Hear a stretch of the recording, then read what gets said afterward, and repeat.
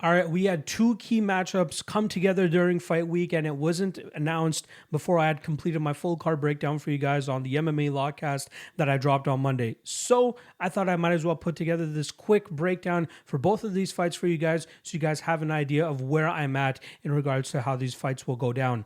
We'll talk about the tough finale first for the bantamweight division between Brad Katona, who has won an Ultimate Fighter season in the past, as he goes up against UFC veteran Cody Gibson.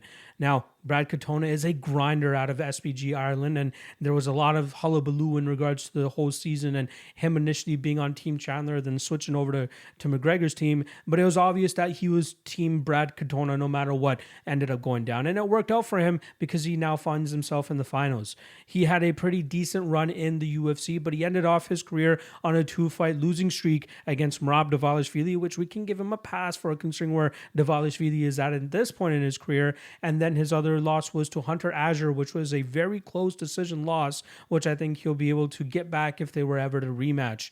But since that fight, we saw him go on a 4-fight winning streak under the Brave CF banner, where he was able to pick up their bantamweight title and defend it once as well against a very high-level opponent in Gamzat Magomedov. We saw Brad Katona during that run just utilize his classic style. He utilizes good footwork, in and out movement with his striking, but eventually gets that clinch going and looks to get opponents to the ground and grind them out from that top position. He has a great gas tank as well, which allows him to really push and make it harder for opponents to have success, which is where I think is going to be key for him against a boxer and a guy who has a wrestling background in Cody Gibson.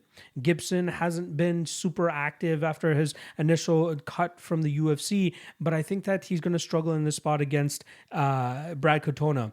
I think Gibson might have the striking advantage here, but I think that Katona does a great job in terms of game planning for fights and executing those game plans, and he has a pretty good game plan here, in my opinion, against Gibson. Work the striking a little bit, utilizes in and out movement, and then go for takedowns in the second and third rounds to grind out Gibson, who we've seen succumb to those types of styles in the past, specifically against Ray Borg a couple fights ago. I think that Katona shouldn't have too much issue to do to really get his hand raised here. You know, I saw him open her up around that minus 185 range. He had pushed up to minus 220, and now he's down to about that minus 160, minus 170 range. And I think a lot of that has to do with people just seeing Gibson on The Ultimate Fighter. He had the easiest path to the finals compared to the other three guys that are in the finals now as well.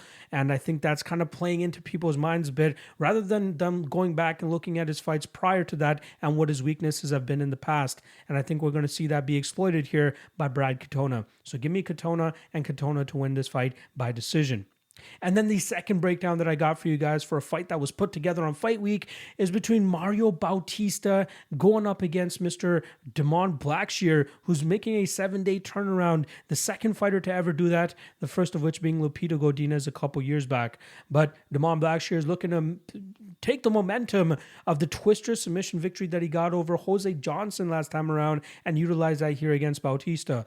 Unfortunately for him, I think he has his work cut out. Not only is he taking this fight on super short notice, but he's agreed to the fact that he has to cut back down all the way back to that weight class so that he has to drain himself once again. He's already had cardio issues in the past, and now the fact that he's putting himself through 2 back-to-back weight cuts, I do not think is a great idea, especially against an aggressive fighter like Mario Bautista.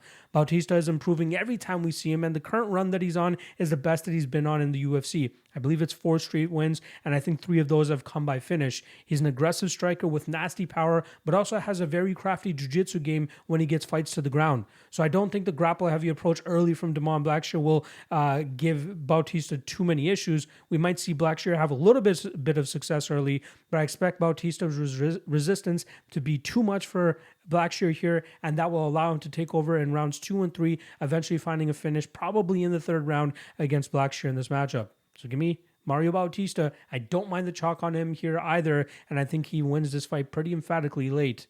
There you guys go. 2 breakdowns for you guys for fights that came together on Fight Week. Good guy lock here for you guys doing this and not overlooking the fact that there are 2 more fights for you guys to look into. So appreciate all the love and support. Make sure you guys check out all the other segments that I dropped for you guys this week. And then I'll see you guys tomorrow for the 3 best prop bets. And then on Sunday for the Contender Series breakdowns. Appreciate you guys. Love you guys. And good luck this weekend. Peace.